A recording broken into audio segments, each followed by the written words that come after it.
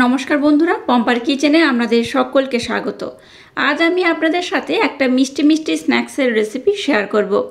এক বাটি গমের আটা আর সুজি দিয়ে বানানো এই রেসিপিটাকে আপনারা মিষ্টি বিস্কিট বা মিষ্টি নিমকি কিংবা মিষ্টি কটকটিও বলতে পারেন। এটা বানাতে এত কম সময় লাগে যে চা বসিয়ে দিয়েও কিন্তু আপনারা এই নাস্তাটাকে বানিয়ে নিতে পারবেন। খেতে হয় অসাধারণ, যেমন খাস্তা তেমন মুচমুচে। তাহলে চলুন দেরি না করে আজকের এই খাস্তা মুচমুচে বিস্কিটের রেসিপিটা দেখে নেওয়া যাক। আজকে আটার নাস্তাটা বানানোর জন্য দেখুন এখানে নিয়ে নিয়েছি এই বাটির মাপ করে এক বাটি গমের আটা। আটার মধ্যে দিয়ে দেবো এই বাটির মাপ করে 3 ভাগের 1 ভাগ সুজি। দিয়ে দেবো স্বাদ মতো বা পরের মতো লবণ। কালো জিরে দিয়ে দেবো একদম অল্প করে। আর দিয়ে দেবো ব্লেন্ড করে রাখা চিনি এখানে দেখুন এই চামচে 2 চামচ দিয়ে দেবো। খুব বেশি দরকার নেই, এই নাস্তাটা একটু হালকা মিষ্টি মিষ্টি হবে। এবার সমস্ত শুকনো উপকরণ আমি খুব ভালোভাবে একটু মেখে নেব। এবার ময়ামের জন্য এখানে দিয়ে দেবো সাদা তেল। তেলটাকে আমি 3 থেকে 4 চামচের মতো দেব। খুব বেশি দেওয়ার দরকার নেই, 3 থেকে 4 চামচ দিলেই হবে। এবার এটাকে আমি খুব ভালোভাবে ময়াম করে নেব। এই মিশ্রণটাকে যত ভালোভাবে ময়াম করবে আজকের কিন্তু রেসিপিটা ততটাই অপূর্ব হবে। এইভাবে এটাকে ডলে ডলে কিন্তু খুব সুন্দর করে এটাকে মেখে নিতে হবে। দেখুন এটাকে আমি খুব ভালোভাবে ময়াম দিয়ে নিয়েছি। এই দেখুন এইভাবে মুঠি করলে কিন্তু মুঠি হবে। এই দেখুন প্রত্যেকটা মুঠি করে দেখাচ্ছি, দেখুন এই দেখুন এটা কিন্তু ভাঙবে না, চাপ দিলেই তবে ভাঙবে। এইভাবে সুন্দর করে এটাকে কিন্তু ময়াম দিতে হবে। আবারও বলছি এটাকে যত সুন্দর করে ময়াম দেবে আজকের রেসিপি ততটাই দুর্দান্ত হবে। এখানে ময়ামের জন্য আমি সাদা তেল ব্যবহার করেছি, আপনারা চাইলে এখানে কিন্তু ঘিও ব্যবহার করতে পারেন। এবার নিয়ে নিয়েছি এই বাটির মাপ করে হাফ বাটি লিকুইড দুধ। দুধটাকে আগে থাকতে আমি জাল দিয়ে একটু ভালোভাবে ঠান্ডা করে নিয়েছি। এই দুধটা দিয়ে ডোটাকে আমি বানাবো। আপনাদের হাতের কাছে দুধ না থাকলে দুধের পরিবর্তে কিন্তু জলও ব্যবহার করতে পারেন। তবে দুধ দিয়ে বানালে কি হবে, আজকের এই নাস্তাটা কিন্তু খুব টেস্টি হবে। খুব বেশি যেহেতু দুধের প্রয়োজন হয় না, অল্প একটু দুধ হলেই হয়ে যায়। তাই চেষ্টা করবেন দুধ দিয়ে এটাকে মাখানোর জন্য। আর একটু দুধ আমি দিয়ে দেব। আচ্ছা, এখানে যেহেতু আমি সুজি ব্যবহার করেছি তাই সুজি কিন্তু অনেকটা দুধ অ্যাবজর্ব করে একটু টাইট হয়ে যাবে। তাই এই মিশ্রণটাকে এবার আমি 10 মিনিটের জন্য রেস্টে রেখে দেবো। বেশিক্ষণ দরকার নেই, 10 মিনিটের জন্য রাখলেই হবে। 10 মিনিট পর আমি আবার ফিরে আসছি আর 10 মিনিট পর দেখাচ্ছি এই মিশ্রণটা কেমন হয়েছে বা কেমন হলে আজকে রেসিপিটা একদম পারফেক্ট হবে।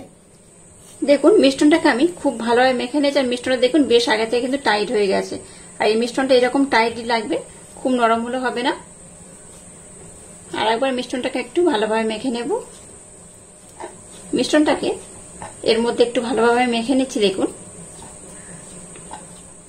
এবার এটাকে একটু হাতের মাধ্যমে চাপ দিয়ে এইভাবে একটু চ্যাপটা করে নেব। আর উপর থেকে একটু আমি আটা দিয়ে দিলাম।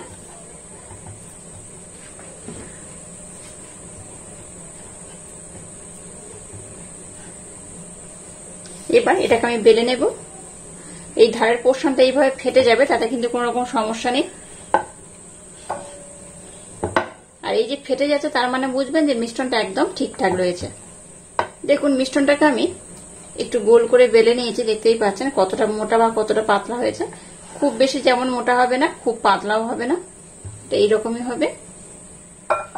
এবার এটাকে আমি সমান করে কেটে নেব। আর এই কেটে নেওয়া পোর্শনটাকে আবারও কিন্তু একইভাবে বেলে আমি বানিয়ে নেব।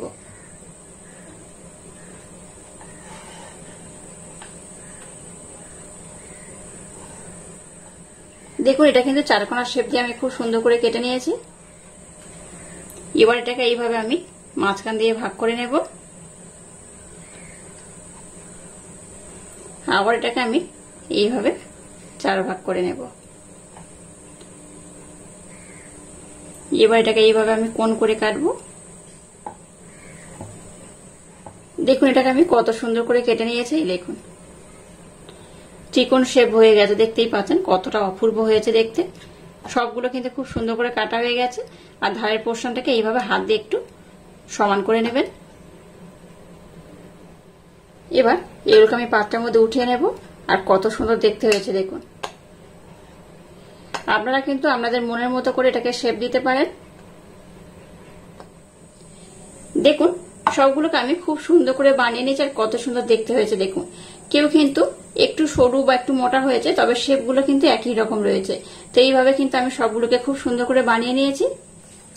এবার গ্যাসটাকে জেলে দিয়ে একটা কড়াইতে তেল দিয়ে তেলটাকে আমি মিডিয়াম গরম করে নিয়েছি। তেলটাকে কিন্তু খুব বেশি গরম করবে না, দেখুন একটু হালকা বুদবুদ হচ্ছে দেখতে পাচ্ছেন। এইভাবে কিন্তু তেলটাকে গরম করতে হবে। এবার আমি সবগুলোকে দেবো না, অল্প অল্প দিয়ে ভেজে নেব। এই পরিমাণে দিয়ে দিলাম। এবার বাকিগুলোকে আমি পরে দিয়ে দেব। এগুলোর গায়ে কিন্তু টাচ করবেন না, জাস্ট উপর থেকে একটু এইভাবে তেল নাড়াচাড়া করতে পারেন। এগুলোর গায়ে এখন টাচ করবেন না। একদিকটা একটু ভালোভাবে লাল লাল মতো হয়ে গেলে তবে কিন্তু অপর দিকে উল্টাতে হবে। গ্যাসের ফ্লেমটাকে লো টু মিডিয়াম রেখে এগুলোকে আমি এবার একটু লাল লাল করে ভেজে নেব। দেখুন গ্যাসের ফ্লেমটাকে লো টু মিডিয়াম রেখে এগুলোকে আমি একটু ভেজে নিচ্ছি। এই দেখুন একদিকে কিন্তু একটু ভালোভাবে কালার ধরে গেছে, দেখাচ্ছে। এই দেখুন, এই দেখুন কত সুন্দর কালার হয়েছে। এবার অপর দিকটা আমি এইভাবে উল্টে দেব, আর এইভাবে উল্টে পাল্টে এগুলোকে আমি একটু লাল লাল করে ভেজে নেব। মিষ্টি নিমকি যেমন হয় এগুলো কিন্তু ঠিক সেই রকমই খেতে, অসাধারণ খেতে লাগে। বাচ্চা থেকে বড় সবাই কিন্তু খুব মজা করে খাবে। বিকালে চায়ের আড্ডায় এরকম একটা যদি নাস্তা থাকে তাহলে কিন্তু দারুণ লাগে। এগুলোকে কত সুন্দর করে ভেজে নিয়েছি দেখুন, আর কত সুন্দর কালার হয়েছে দেখুন। বেশ কিন্তু লাল লাল করে ভেজে নিয়েছি। এগুলোকে আর খুব বেশি লাল করব না, এইরকমই থাকবে। কত সুন্দর দেখতে লাগছে দেখুন। এবার এগুলোকে আমি একটা ছানির মধ্যে নিয়ে খুব ভালোভাবে তেলটাকে ঝরিয়ে নেব। এইভাবে ছানির মধ্যে নিলে কি হবে, এক্সট্রা যে তেলটা রয়েছে খুব ভালোভাবে ঝরে যাবে। একইভাবে এগুলোকে আমি খুব সুন্দর করে কিন্তু ভেজে নেব।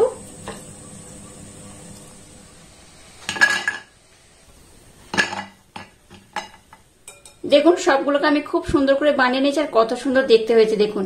এটা কিন্তু দেখতে বেশ লোভনীয় হয়েছে। দেখুন আওয়াজটা শুনুন কতটা সুন্দর হয়েছে, কতটা ক্রিস্পি হয়েছে। এই দেখুন এগুলো বেশ গরম রয়েছে, ঠান্ডা হলে কিন্তু বেশ মুচমুচে হয়। এটাকে আমরা মিষ্টি নিমকি কিংবা মিষ্টি বিস্কিট কিংবা মিষ্টি নাস্তাও বলতে পারেন। আপনাদের যেটা ইচ্ছা সেটা কিন্তু এটাকে বলতে পারেন।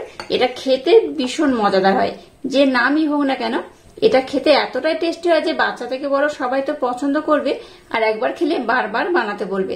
আর বিকালে চার সাথে যদি এইরকম একটা রেসিপি থাকে তাহলে কিন্তু দারুণ লাগে। একটা ভেঙে দেখাচ্ছি দেখুন কত সুন্দর হয়েছে।